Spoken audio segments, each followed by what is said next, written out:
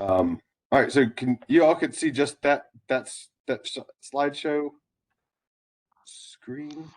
Yes, sir. We're seeing public outreach opening slide in full. Okay. All right, great. Thank you very much. All right, well, I'm going to go ahead and kick it off. So can start recording if it's appropriate time. So tonight's meeting, this is our public outreach meeting for round 2 land development code amendments, specifically to talk about the amendment that is responsive to the board's request for some consideration of the rezoning process. Our schedule here is we have this outreach meeting scheduled for tonight. We have a workshop scheduled with the Board of County Commissioners on August 10th. First BOCC public hearing is September 29th. Second is October 20th. And the Planning Commission will have a consistency finding on October 10th. So just a real brief for the point of the amendment is to modify provisions of the rezoning process in the land development code. I'll hit this real quickly. Currently our process is we have the zoning hearing master and the board. The zoning hearing master is appointed position by the BOCC. They conduct evidentiary public hearings on rezoning applications, establishes the record currently for BOCC consideration, and following their hearing renders a recommendation to the board after they close their public hearing. You know that applications can be either on the consent or regular agenda. You have some criteria the board has established for consent that all consistent recommendations of approval, no participation prior to or at the ZHM public hearing, no density increase in the rural service area, not located on a failing road. So the board currently will consider the zoning hearing master recommendation at a public hearing, including a transcript of the ZHM. Currently, the board is limited to that record of the ZHM, and there is some provision in the code for additional evidence requests. As you'll know, those are rarely.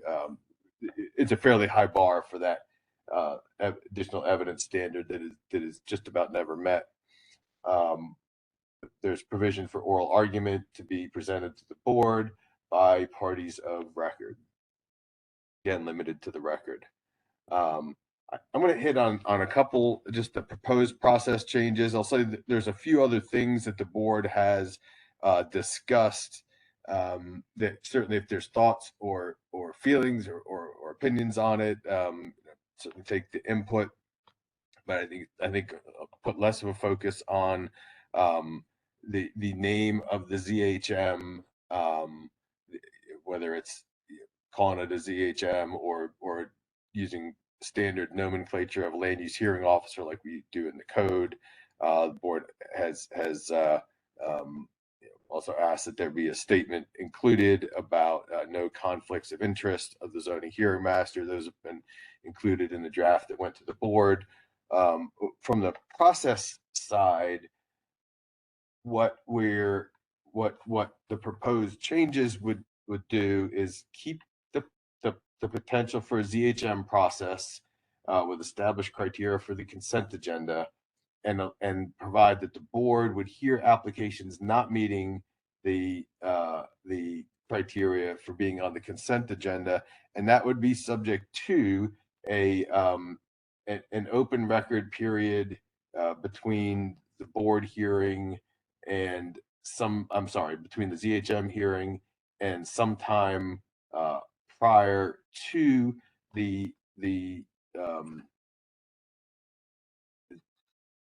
board's land use meeting. But both of these, I think, are going to be the focus of the discussion today because they were of the board as well. at least initial focus of discussion today on, what's the appropriate time of cutting off an open records period, and what is the, how should the ZHM, what should come out of the ZHM process for the board's consideration. And last slide here before I start talking, just more not bound to PowerPoint. Some of the things the board asks us to look at again is the role of the LUHO. What should the LUHO be doing? Should it be making a recommendation? Should it be giving advice? Earlier on in the board's discussion, there was discussion about having the LUHO provide advice to the board, and the amendment is currently structured that way for having it written advice. I think there was some discussion from the board that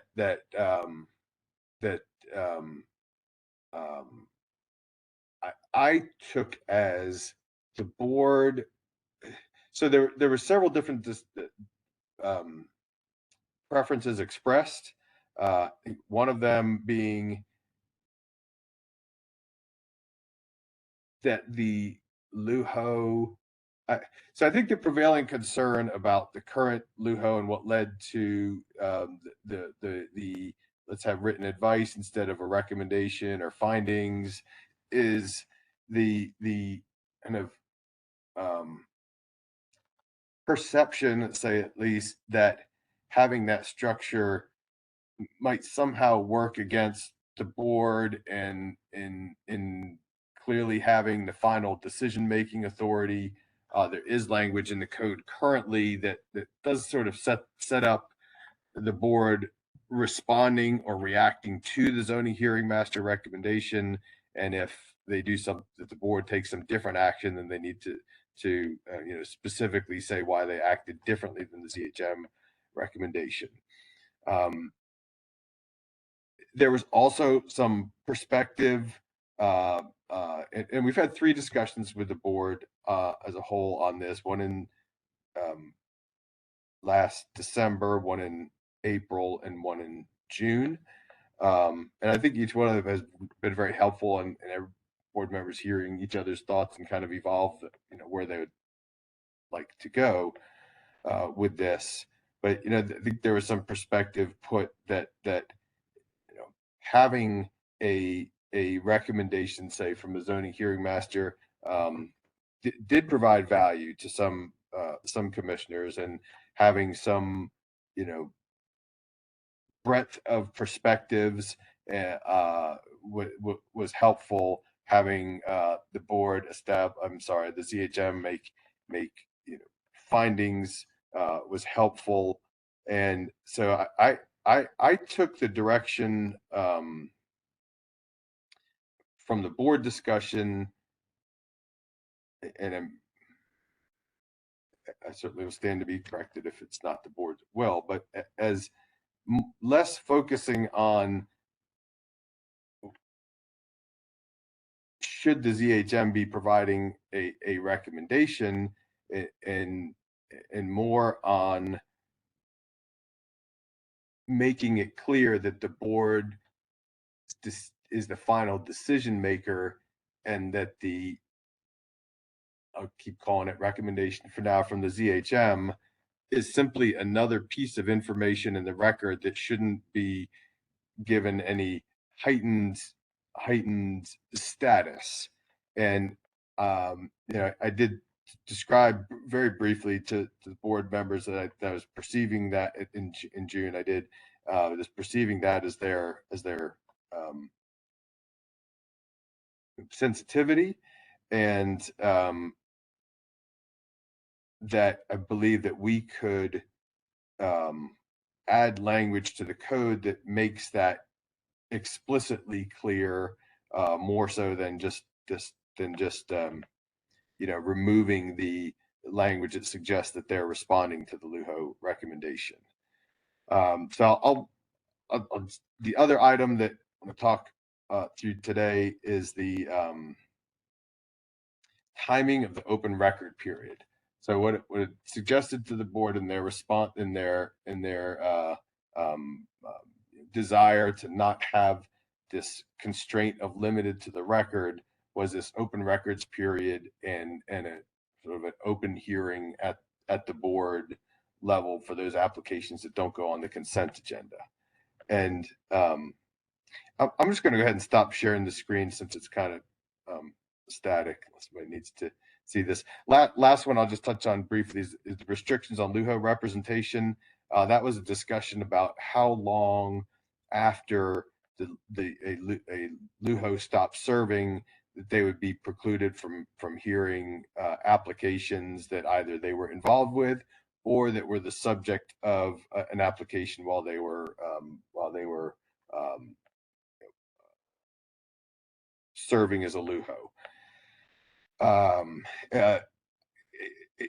including the current restriction on firms associated with that LUHO having those same restrictions. I think that the board, I'm noting this one on here, but I think the board kind of landed down on a 2-year period without the restrictions necessarily carrying over to the rest of the firm. But I noted that one here because there's a point of board discussion, one of the items in their motion, but I would believe that would be focused on the first two more so today. So they're stopped sharing. Of my Adam, is that appears for the ZHM not to appear at all before the zoning hearing master successor, exempting his firm so that he can't appear at all, or just about matters that he ruled on? I think I need to get clarification from the board on that. Right now, it is all, any matter that came before a LUHO that was a subject of an application at the time the LUHO was in was serving their appointment. But new matters are fine, even the day after. So Pamela or whoever leaves and next day could file a brand new matter that had never been before them. But if it's an amendment of a matter that was before her, for 2 years, she could not prosecute that, but her firm could. Is that what I heard? Yeah, I believe that's what I took from the board's comments. Again, I'll come back to them with some language on that will we can get some reaction to. That there was a lot of there were several different viewpoints expressed, but I think, Ron, what you just described was ultimately where they felt comfortable. And if I misread that, then I'll take that guidance from them. But I think that's where that is heading. The 2 years seem to land. Is that what it sounded like to you, Cammie? Cammie, is that what it sounded like to you? That example? Yes, it did. I mean, I think they didn't want to disqualify somebody from the firm. Yeah, it might be a big firm, maybe 500 people, but so there's no attribution during those 2 years. But I assume there'd be maybe but the lawyer can't. The one who was a zoning hearing master can't for 2 years. Something they heard there, they served. Right. Right. Agree with that. That was one. Speaking of that, one thing that I thought was a little bit alarming in for the LUHO qualifications is only requiring 3 years of experience. To me, seemed like not nearly enough experience to deal with the issues at hand. Mm-hmm. I think that, a 10-year minimum requirement is more appropriate. I mean, these are big decisions and complicated cases. I mean, you might be able to have a 3-year I just think about a 3-year lawyer and like what I knew about anything as a 3-year lawyer. And I've got a really, really smart 2nd-year lawyer, but I don't know that I would want her, making LUHO decisions next year. Right. And the same thing with planners. I mean, it takes a fair amount of experience to get, and like the hearing examiners we have right now are very experienced people. I mean, Susan's been doing this a long time. Pamela Jo's been doing it a long time. They're very experienced people. And so to assume that, next time there's an opening that some, 3-year lawyer who's in private practice, who doesn't have, anything really, maybe they've done a couple of zoning cases here or there, being a LUHO on these cases just seems like it's just not quite enough. Okay. That was one thing that stuck out to me. That Thank you. That's good. It's good Yep. feedback. Yeah, this 10 is. seems I a was little long for quality to get at it. And I'm glad Jake just joined the call. 10 sounds a little bit long, Cammy. I agree with you on the 3, but maybe something more like 5 or 7, maybe 7 based on what you said. And even if the applicant applies with, 5 years or 7 years, someone with more experience may be chosen over them. It's just to apply. They have to have the 5 or 7 years. I mean, and I go with 10 because that's generally more of kind of the range. 7's fine. I mean, most law firms have you can't really, you don't get on a senior status track until at least your 6th year for the most part. And generally speaking, it takes, about 7 to 10 years to become, someone who's experienced enough to be considered to be a senior lawyer or even a senior. I mean, I don't know what it is in the planning world. I mean, I'd defer to your staff in terms of kind of how long it takes for a planner to kind of be experienced enough to kind of be considered more of a senior planner, but they really should be, even if they're, regardless of whether they're making a recommendation or not. I mean, it's not an easy hearing process, and it's even harder now. As long as they're still going to be doing hybrid, there's limited staff at the hearing, and so and I think we saw when we had kind of a more experienced lawyer, but a less experienced in the area of land use, how difficult that transition was to be an effective LUHO in a kind of a totally different world than you would have otherwise been in.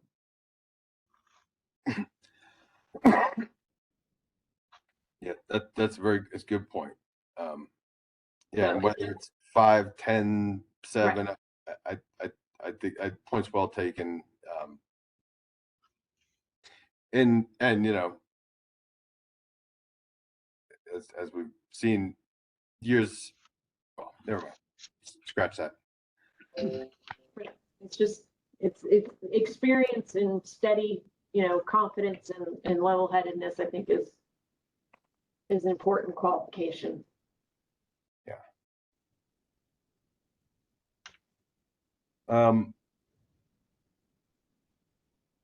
Well, here's what I'd like to get is maybe take the I don't know if there's any thoughts on the role of the LUHO, and I've had a few loose conversations, but the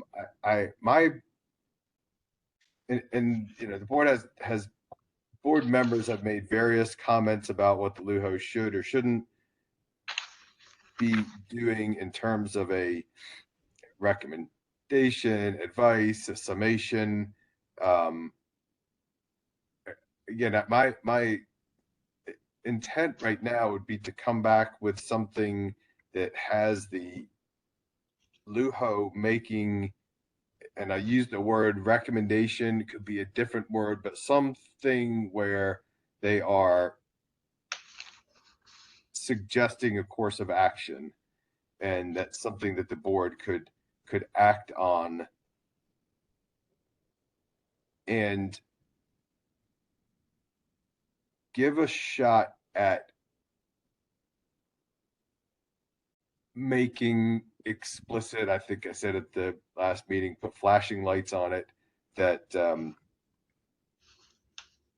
it's the board as the final decision maker, and having the text of the code be wholly unambiguous as to that point.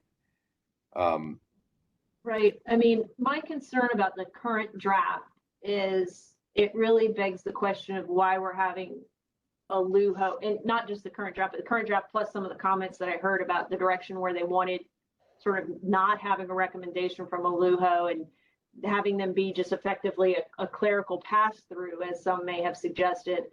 My big concern about that is that it will render that meeting basically meaningless, and people will not participate in it because and I'm thinking about it not just from the applicants are sophisticated enough to figure out which parts are which, but if I'm a lay person and I don't want an interconnection to my local roadway approved, I want to talk to the decision maker about that. So why am I going to go bother talk to some pass through about that issue? I want to talk to the decision maker. Right now, people come to the zoning hearing master hearing because they're told this is the hearing where you can present your evidence and you can make your case to the LUHO, who then make a recommendation to the board. And we always tell people the board is ultimately the one that decides. But if there's absolutely really no purpose or pass through, I think people's natural inclination is going to say, well, I'm not going to bother to go to that one. That's after 6 o'clock and I live out in, South County or North County or wherever county I live. I'm not going to bother to go to that one. I'm just going to save it for the board.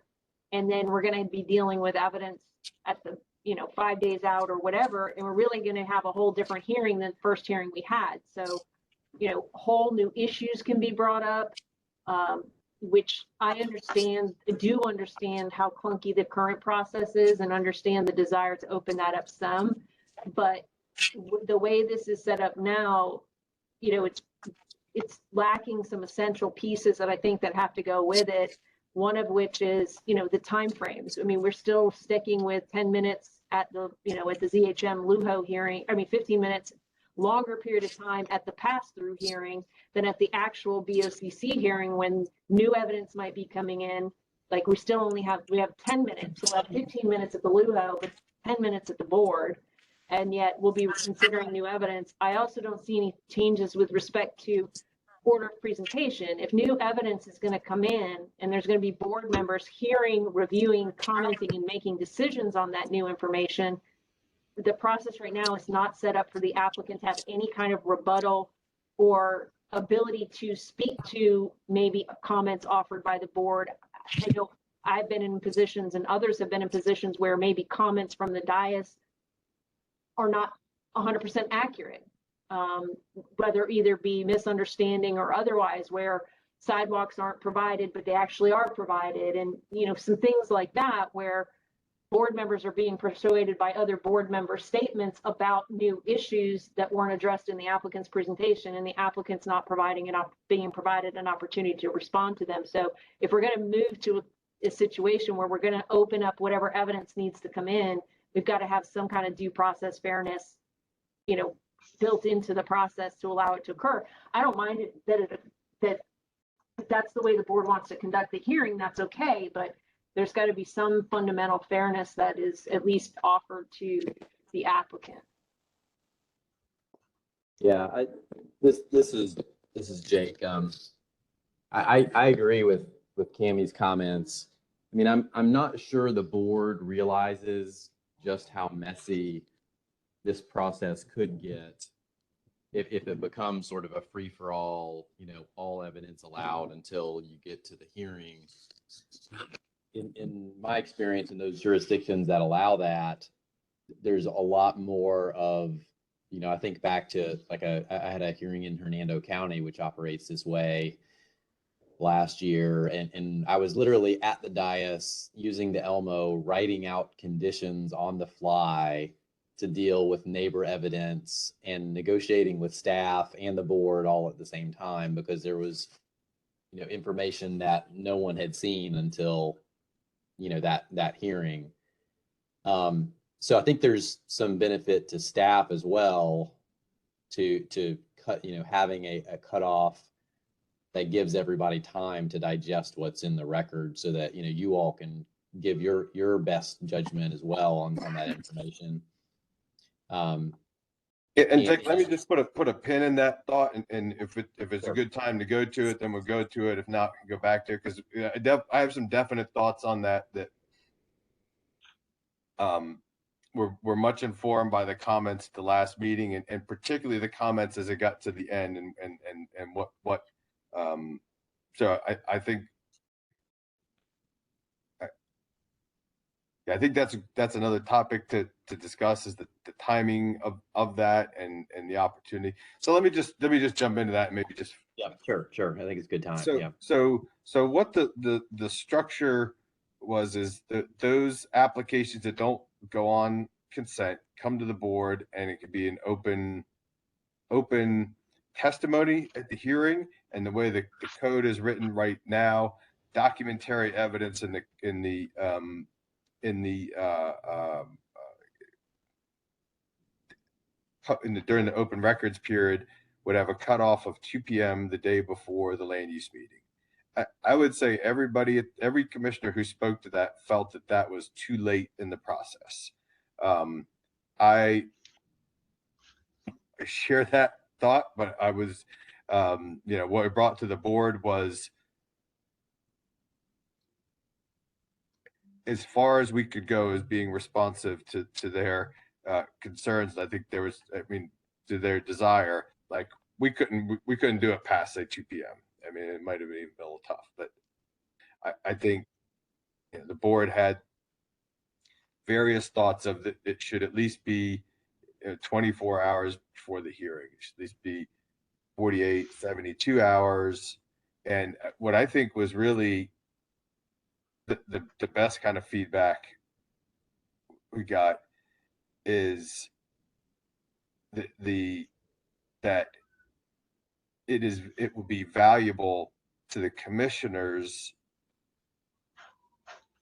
when we publish the agenda and brief them on the agenda that we as staff are able to speak about what has come up during that open records period, allowing us to provide them what are these issues, have some response to it, and be prepared to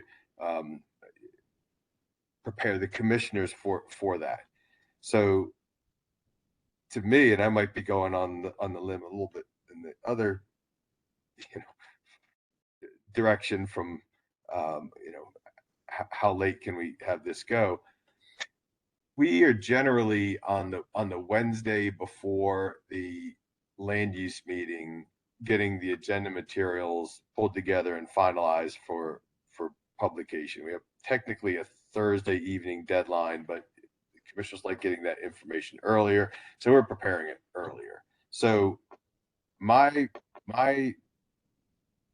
takeaway from the board's discussion is that we need to be providing enough time for us to be comfortable that we can get this information and get it into the backup and understand it enough to be able to speak to the commissioners about it. So where I'm thinking that leads us is that we have a cutoff that is, so land use meeting is on a Tuesday. We go the Friday before the preceding Tuesday. So what that would give us is there's a cutoff on a Friday. We've got the next week, we would be putting the agenda together. We'd be conducting most of our briefings that week, and then the land use meeting on Tuesday.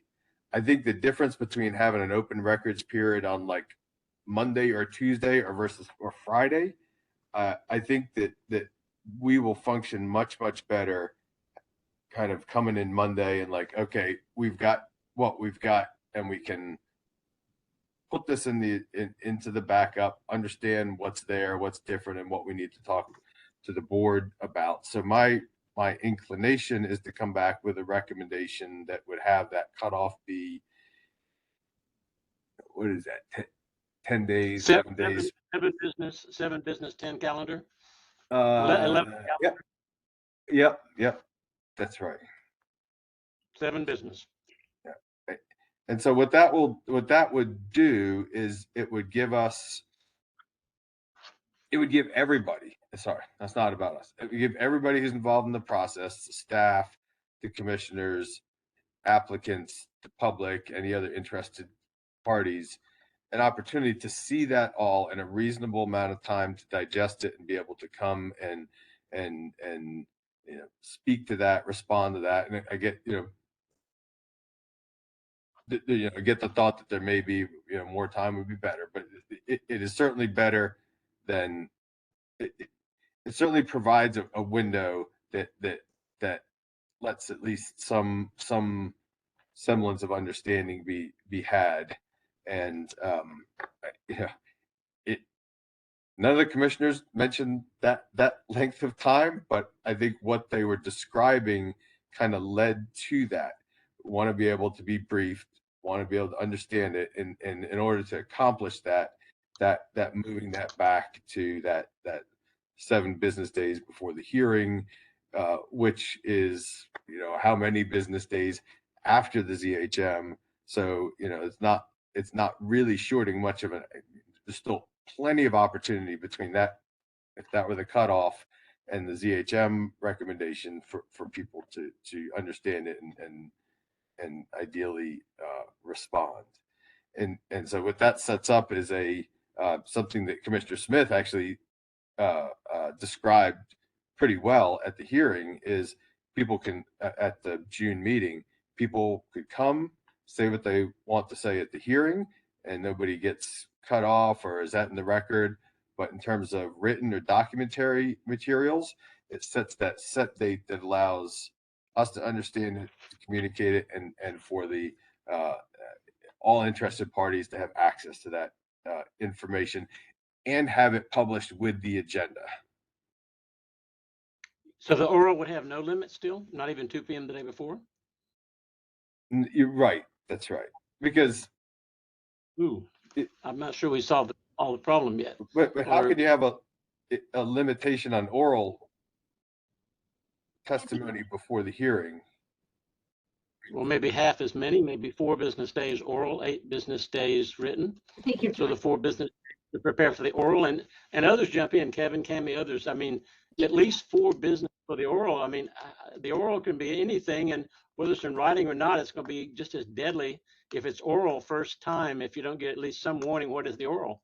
right. I mean, I think the issue with Adam is the substance of it, right? I mean, I don't think that anybody really is that upset about someone deviating 3 words off their script from what they said at a prior hearing or the information that they put into the record, but it still doesn't solve Jake's problem of, okay, I didn't have any documentary evidence that I want to come raise, but I'm going to come raise at the hearing that I live next door and I want some bushes or some fence or something I haven't told anybody about before and I haven't raised it before and it might cause a site plan revision.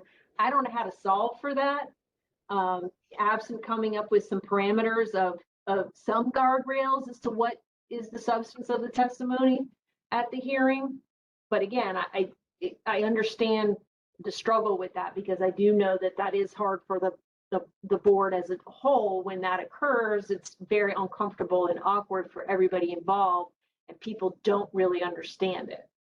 So I get the balance of, maybe there's an option for an applicant, depending on what's raised as far as substantive issues, to have an opportunity for a continuance, right? I mean, kind of the same way when if you're pulled off consent 48 hours before because some commissioner has a problem with your application, you get notified that this is going to happen and you get to prepare for it. So if there's something of substance that's raised that wasn't previously raised, some sort of automatic right to have an option to continue. Now, maybe some people won't and you can deal with the issue because I don't want to make it overly burdensome, right? So if you're going to proceed and it's okay because whatever they said really wasn't, they had a question or something, wasn't relevant, it can be solved. But I think that's going to be the concern is, again, do we make it such that over time people learn, oh, I don't need to even do this land use hearing thing. I'll just go straight to the board. One other thing. And I would go ahead. And I would discourage that. I'm sorry, excuse me, Kimmy. I would discourage excess continuances or making it where everybody learns the technique in the neighborhood meetings on how to always create continuance, because we have to assume that contract for sale says, get it done within X days or we lose the contract for sale, and time can be fatal. And frequent continuances I'd kind of like to discourage and solve that, head on with the oral having a limit.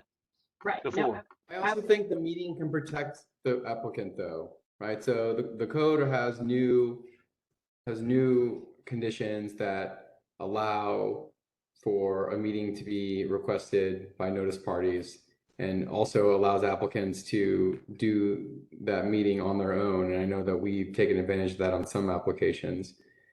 And so, yes, you can have a neighbor come in and say, well, I'm next door and I want a buffer. And it'd be nice to have some heads up to that, especially if they had attended the meeting and didn't express that to you at the meeting. But to Cammie's point, I do think this becomes, more unruly and harder to manage. Something I'd like to propose is also the idea that so written information we put in the record, and Adam, the cutoff you were talking about is in line with what we were going to suggest. So I think that we would agree with that as a reasonable limit in allowing applicant the time to respond. But I also think that we could consider the type of evidence, and without making the provision too complicated, I don't think it's unreasonable to expect expert written testimony to be presented at the zoning hearing master. If someone is hiring an expert, that expert should be sophisticated enough to understand the process, and the zoning hearing master should consider that expert testimony.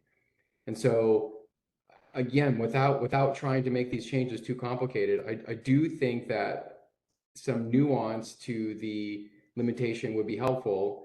And so if we're going to have experts testifying, this expert should testify before the zoning hearing master, and we shouldn't have new expert testimony after the zoning hearing master. And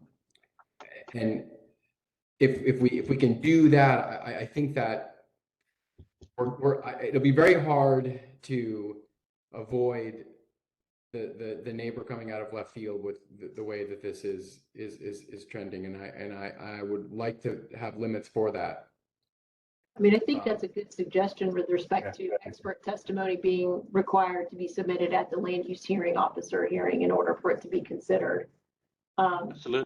Because it carries so much more weight than look, unfortunately, when I'm commenting here, I'm thinking about litigation, and that expert testimony is so much more vital on that review, right? And the neighbor testifying as to facts is a lot different than the expert testifying based on their interpretation and their experience. Well, and that puts limits on the applicants as well. Like, so if we're going to put expert testimony in, it kind of protects ambush from both sides, right? I mean, we're going to come in with we're going to go to LUHO. We're not going to make our experts come to the zoning, the lower hearing, because we're just going to bring them at the board and everyone will be, ambushed that way. So, I mean, that works both ways to benefit everybody. Yeah. And I didn't mean to derail the idea that there is an issue created, Cammie, that you point out and that Ron points out, but I thought that was a good time to interject with that concern. That's a great suggestion. It's a great idea, Kevin. I'd just like to request one clarification of it. So it is a great suggestion, Kevin, and that would be this. If by chance, when we get through resolving the document and the oral and the time period before, is to have an exception to that, but only for a documented item or an oral item that could be fatal and major, like devalues the property, and it's a big claim with some big allegation of a self-appraisal or whatever, or some economic facts on the subject, in which case we would need rebuttal expert quickly raised during this time period we just talked about, like the 8 business days for the documented, so that you could have an exception if and only if necessary to rebut something that's brought in documented or oral before the Tuesday land use meeting. Well, otherwise, I 100% with Kevin. Yeah, no, I think that's a good point on both sides, Adam, in terms of if their expert testimony that is provided at the hearing, right, is presented at the hearing and put into the record at the hearing, if the other party wants to subsequently hire an expert to rebut or to address that be in the exception. I mean, it just gets, it's a little messy when you start to put parameters around it, but again, that would have to be within the 10-day window, any rebuttal, any response to any expert testimony provided. But that's sort of opening up, second hearing. But yeah, and let me just I think this is a great conversation, but just throw something out there for a thought, maybe a little devil's advocate thought on that. And not leaning one way or another thought, I'm just thinking this through. Many if not most of the applications that are going to come, the applicant will be providing expert testimony to some degree. Maybe that's too strong of a statement, but say the instances where the applicant comes with what's considered to be expert testimony, I believe would far exceed the instances Yes. where opposition comes with expert testimony. Yes. So, that to rebut expert testimony could come, that Right, that could could be bad. become, Right.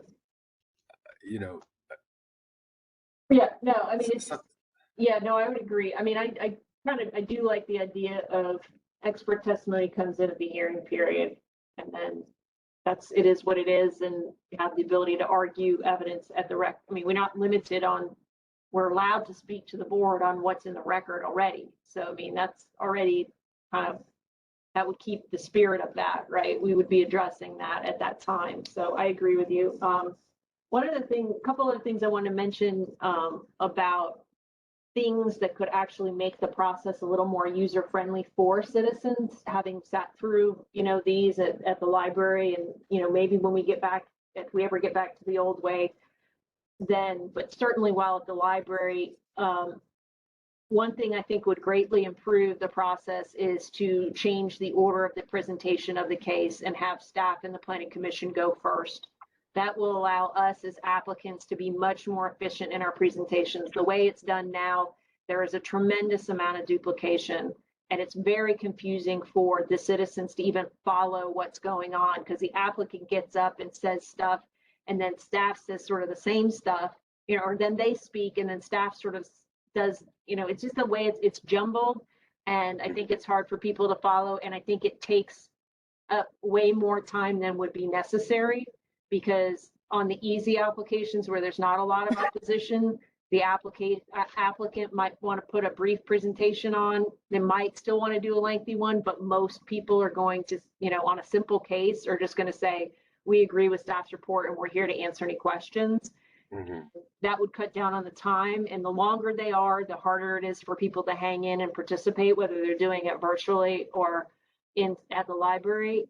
And then the other suggestion that I had was that perhaps in the notice packages that we send out to the hearing, that we include a 1-pager or 2-pager of the information that is read at the commencement of the current hearing process. Not all, since COVID, not all participants are in the room when those statements are made. Even when they're in the room, they're very hard to understand and follow because they're being given virtually, and it's hard to listen, and it's a big room and people are talking. And so I find that people aren't really paying attention. And yes, it's a couple more pieces of paper in the notice envelope, but I don't have any problem with them receiving ahead of time the notice procedure. So if they have questions about things, they'll have a staff member at the county that they can contact to ask about process. Because right now the notice goes out and people call me, and people eventually maybe find their way to planners, or more sophisticated people do. But sometimes I feel awkward I'll answer the process questions, but I feel like they're not necessarily going to believe that I'm telling them the truth, right? And so if I could say, okay, if you look in your papers, look at the document that says this explains, the time limitations, and they'll know ahead of time that they'll have to share time with their neighbors. I mean, some people get that, and if they're well organized, but I think most people don't understand that when they come to the hearing. So I wouldn't have objection to that being required in the notice, and also being given out as people sign in for the hearing. As long as they're still signing in for the hearing, I think we still are signing in for the hearings at the front. And to the extent we are having that available, because it used to be like when we were back in the boardroom, it would be on the table in the back, right? So you could pick it up, or there were staff around who knew to go take a piece of paper to them because, they spoke in opposition or something. And just think like some of those basic things, would be interested, good for, facilitating better participation, more informed participation in the hearings, which is like kind of what I think some of the boards, they didn't talk about these things, but they're in spirit of what they're referring to in terms of making it easier for citizens to participate in the process. Yeah, I think that's also a good suggestion. Ron, Kevin, Jake, any thoughts on it? I mean, I think that the idea of laying out in the notice sort of the semblance of how the hearing goes, I think that's a good Yeah, suggestion. I think so agree. too, Adam. Yeah, I agree. And I also do, Kami and I have talked about the order of the presentation a number of times. And I would say Hillsborough County may be one of the only jurisdictions. I really can't think of another jurisdiction where the applicant always goes first. And it really does make, I would say, 2/3 of the applications would go, or the cases would go quicker, I think, if staff were to go first.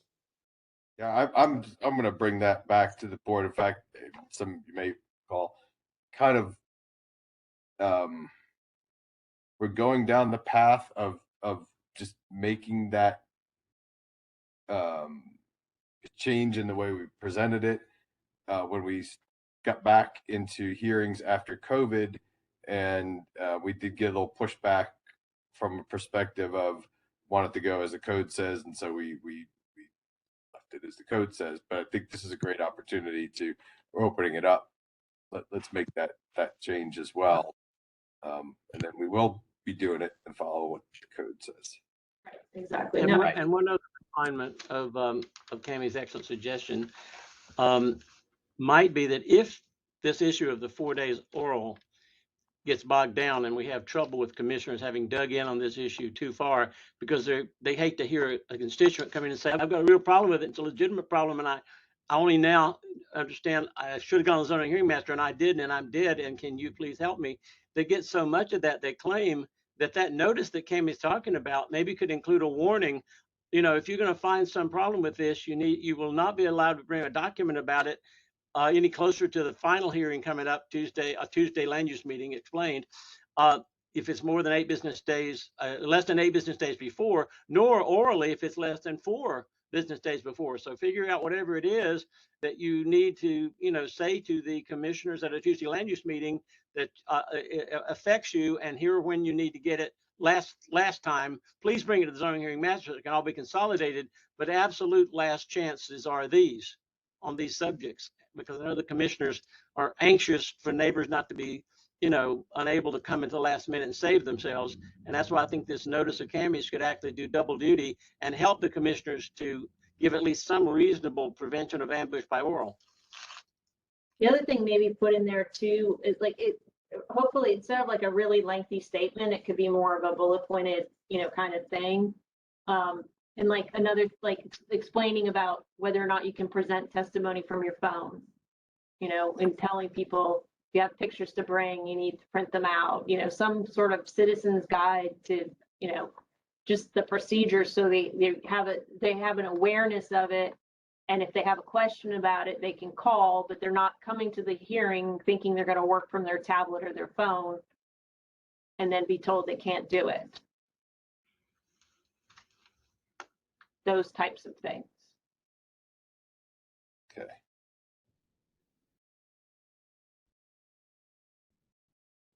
And if they're going to appear virtually, that they have to be on screen and, all that good stuff that exists in various places, maybe not in one place.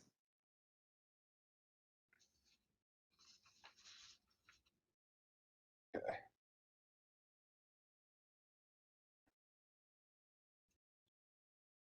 So just writing a note here. And probably the case planner should probably be identified on the notice, if that's possible. I don't know if you get them assigned out that quickly. Okay. Yeah, I don't know if that's possible because we can't control, some applicants send out their notices as soon as they get the notice letter when they Yeah. file their application. So yeah, I don't think that's something we can probably commit to the and the case plan is identified as part of the notice. Just a number where they can find out if they give the number who they Yeah. can, the number that they can call for who can tell them their case. Yeah, yeah.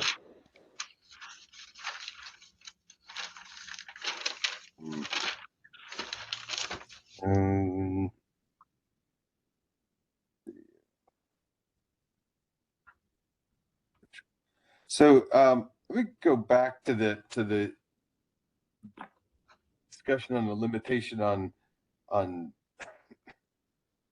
oral testimony, because I think it's going to be hard. I think that coming back with a new prerequisite or a different, what could be perceived as a different prerequisite for providing oral testimony for the board, I think that's going to have some challenge with some of the direction that I'd say certainly some commissioners, and say I think my perception, a lot of the board is leaning on that. So if that what is your all's feelings on a limitation on expert testimony, because that's going to cover anything verbal or written. And I think that's got it's a more focused process element that I think has a really good rationale behind it. Not to say, the others don't, but it has a rationale that I think it can present to the board, as we're not trying to set up some kind of ambush. And I know, as you all know, that there may be perspectives. There may be different perspectives on the board, amongst the board members on this element.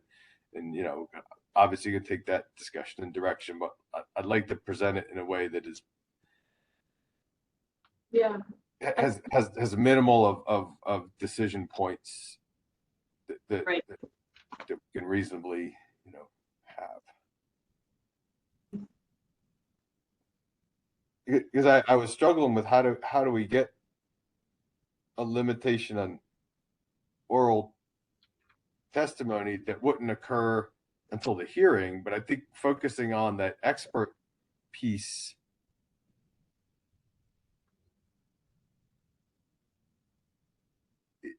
is again. In my experience, 75% of these things are non-expert driven, killers at the end. And I think you're right. You're solving 25% of the problems with the expert can't, but the non-expert, I think, is 75% of the trouble we're talking about in the ambush. So we still have a major hurdle here. Maybe as a compromise, you could do 2 business days, because we're fortunately working with a Tuesday.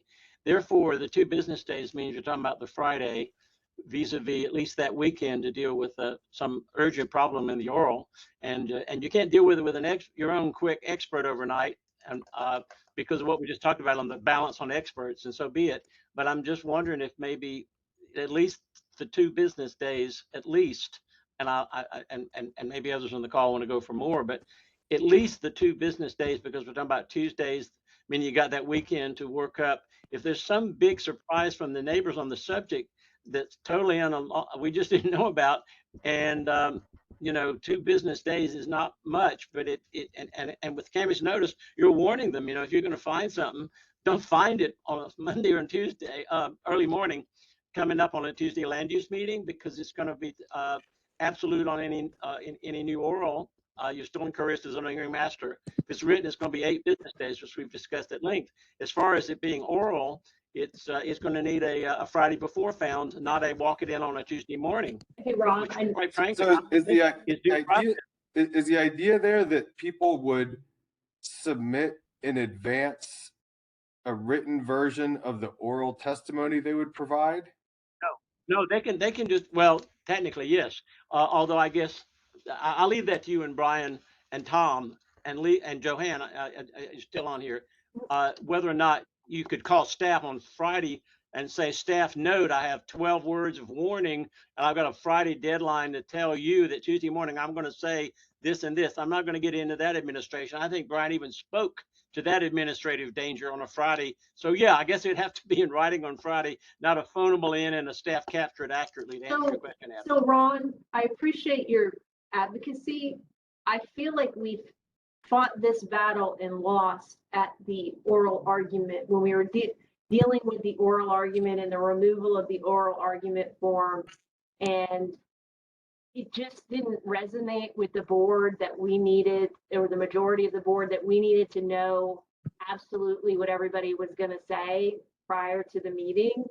And I find that if you're going, I feel like that's not consistent with what I've heard the board say that they want. And so if I have to think of what I'm going to say on Friday before the Tuesday when I'm at the hearing, and I heard something at the hearing when the applicant presented that I want to talk to, that I didn't know I wanted to talk to until I heard the applicant present it, I just think it's going to get really messy to try to go down the path of saying we have to know exactly what you're going to talk about, because what Commissioner Smith will say, and you know, she's not incorrect in that, that's how we do PRSs now.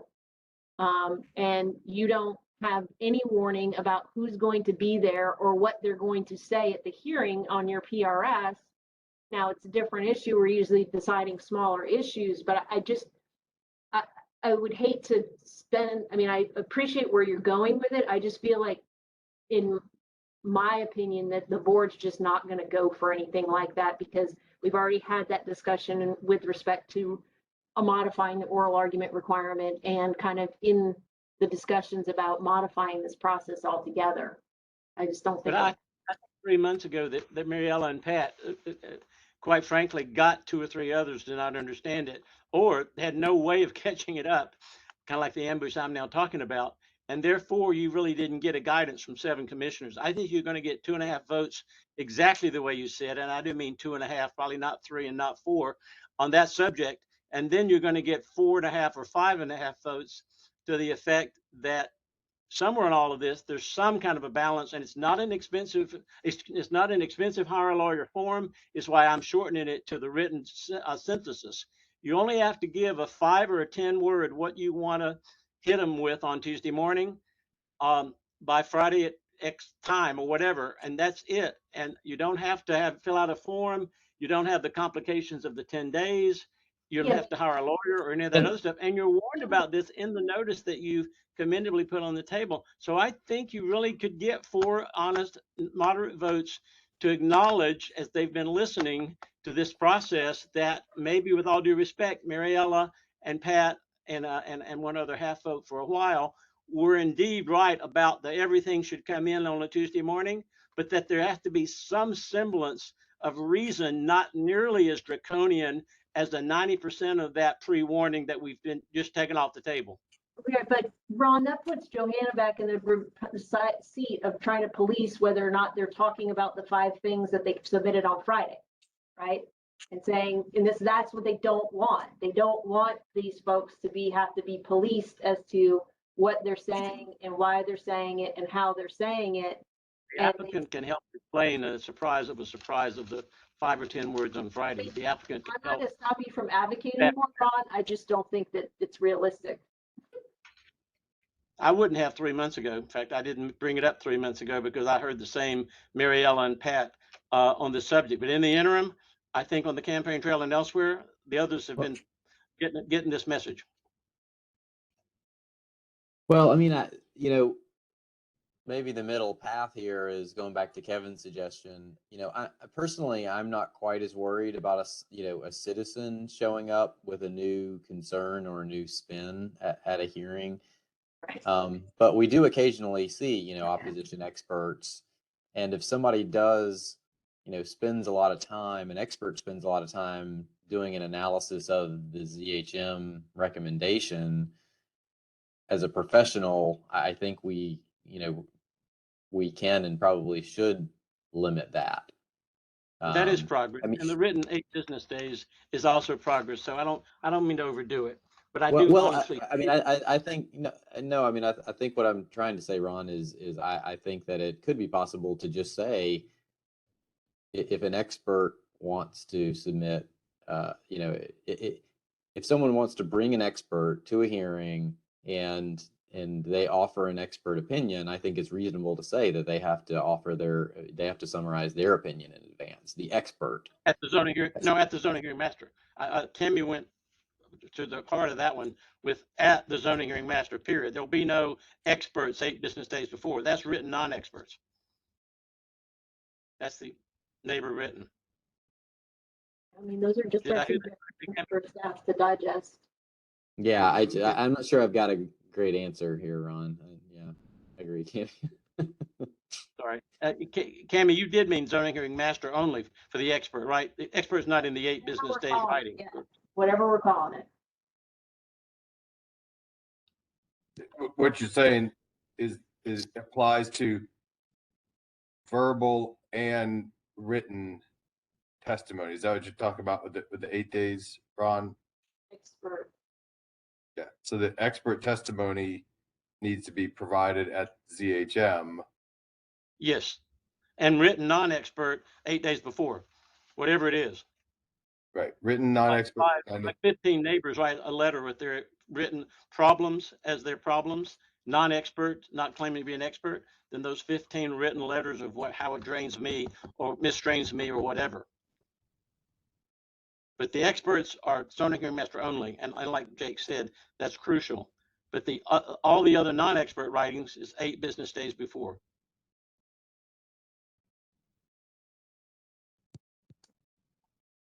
Kevin, do you want to weigh in on the oral before? I know.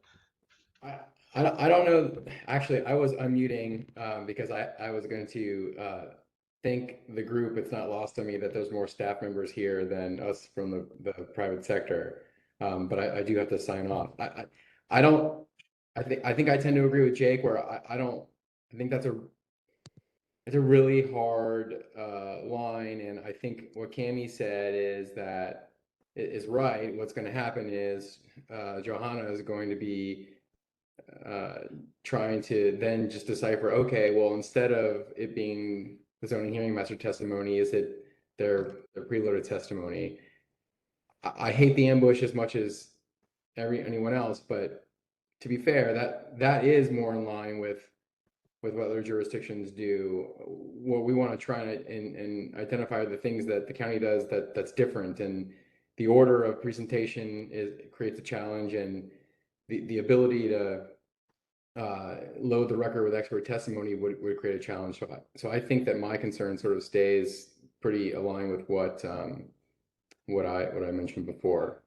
Thank you.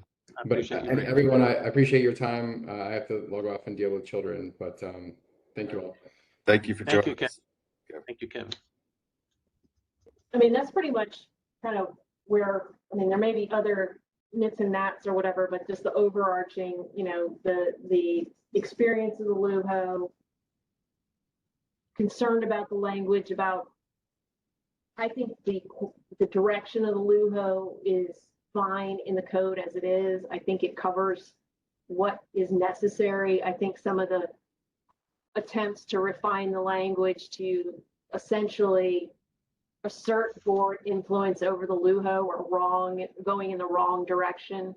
I just think that those are, you know, saying that they have to follow BOCC direction and then at the same time saying they can't advance someone's theory of the case seem contradictory, because if it's board direction that a policy be quote unquote board direction that a policy be interpreted that way, then the LUHO could never accept an argument. Because, I mean, let's be honest, this is coming from the comments related to this part of the amendment to the process arise out of a specific set of facts where, in a specific set of cases where the board sided with the planning commission and other applications were filed, and this LUHO did not change the recommendation based on the prior cases decided by the board. That is a highly unusual and unique position that or set of facts and circumstances that does not happen on a regular basis. And I think that the tweaks in the language could be weaponized to exert undue influence over the land use hearing officer and thus negate sort of the intended neutrality of the LUHO, which I think there were already some safeguards in place there. I think some of that language about not being an advocate is already there. Those code protections are already there. And if a board decided that they thought that that's what a LUHO was doing, they could do exactly what they did here, which is, you know, looking to have questions about the impartiality and then ultimately end the contractual relationship or have the contractual relationship with the LUHO end. I think those safeguards are already in place. And I think, again, I personally read the changes as the board trying to exert additional influence over the land use hearing officer, who I believe is supposed to be intended to be a neutral party. Well said. And Adam, if the commissioners have trouble with that, I think there are two reasons why that's the solution. Number one, and by the way, I'd like to add to it a fix of the language in G, you know, I guess it's 90201, sub G is in God on page 2 of 3. Let's make sure I've got the right sections for you. Anyway, it's the section on G 2D, which is the summary, findings, conclusions, and recommendations of the land use hearing officer. You threw out the entire baby and with the bathwater, so the DHM has no authority to do nothing, no how in those other four. But I will admit to the draftsperson that in doing so, you left in some potential saving language that earlier in F5, it's advice on approving or disapproving or taking any other action relative to the application, meaning maybe you replace the heart of the goodbye in G2D of all the heart of what a zoning hearing master does. But maybe for Cammie's implementation of her great ideas is that you would indeed take out the can influence can advance a theory and just reassure the county commissioners that there's a strong anti-conflict of interest and 2 years away from any of these cases or facts or clients for that zoning hearing master, it should protect against, because that conflict of interest would be that advancing a cause to the point of a conflict of interest. And there's 2 years of no deal with these facts or clients in order to implement Cammie's good rebalancing. And then to rebalance the language, I think you need to put at least the summary and the word findings. Maybe you want to take out the word conclusions to pacify the commissioners on this subject, but you should probably leave in the summary of findings, which also helps Cammie's purpose, which is to have the zoning hearing master do at least some semblance of what needs to be done in this objectivity, which is to still make not a recommendation, not a conclusion, but only the legal and factual findings and the summary in the process of advising whether an approval or disapproval or taking any other action, which language I've moved from F5 to G2 sub D, where everything's been stricken through that a zoning hearing master does that's of any consequence, and put back about half of it per Cammie's inspiration and her removing that bit about advancing the cause of a participant, because that could also mean answering whatever the policy attempt is by the Board of County Commissioners if the zoning hearing master is to have the neutrality. Did I overstate that, Cammie? I mean, yeah. I mean, no, you didn't overstate. I mean, I think I know what you're saying. I mean, bottom line is I think that there were already some protections in there. I think, you know, looking at all of this and seeing what we could tweak is a good idea. I think not having them have a function or a role is a bad idea. I think that for the most part, the LUHO process has worked. I think procedurally, there were some clunky things. I think the oral argument form was clunky. I think the additional evidence stuff is clunky. I understand what the board's saying. And again, you know, from my perspective, you know, we need to look, if we're going to be changing processes, we need to make sure that the time limits that are provided are fair and equitable. And if the board's going to be sort of taking more of an active role in the final decision, having the applicant have an opportunity to have some rebuttal time to arguments that are advanced by the board that weren't previously advanced at the hearing below are important parts of due process. May not change the outcome of the case, but I think for a process perspective, it's important. Okay. There's nothing more frustrating than being at the library and having your client say, can we say something to that? Can we respond to that? Can we, that's not true, or can we say something? And us have to say, no, we have no ability to say anything, no ability to try to ask for a continuance to address a concern, or no, no ability to interact in the process at all. That's been really frustrating. And now if they're going to be taking a more active role in the decision making, it's going to be even more important. Okay. Well, these I've got notes on all the comments made here. What I would intend to do from here is make some adjustments to those drafts based both on the feedback that we got from the board and informed by this conversation. I'll circulate those to you all just as draft follow up from the discussion we had, so you all can see them before we get it published for the workshop, and give you a chance to give some response to those if your comments on them, if appropriate, or if necessary. I think to those things that have been raised here, that to the extent they don't all make them into the draft, I will identify these as topics that were discussed when we address this with the board. So, one way or another, this feedback will get, from staff to the board, and we'll see how that's received. Okay. All right. Well, thank you all. Thank you all. Yeah, thank you very much. Appreciate you guys' time and rolling with us with our technical difficulties up front. Very, very helpful conversation, and appreciate everybody's time and interest and efforts. Thank you. Until next time. Thank you all. Thank you all. Good night. Thanks.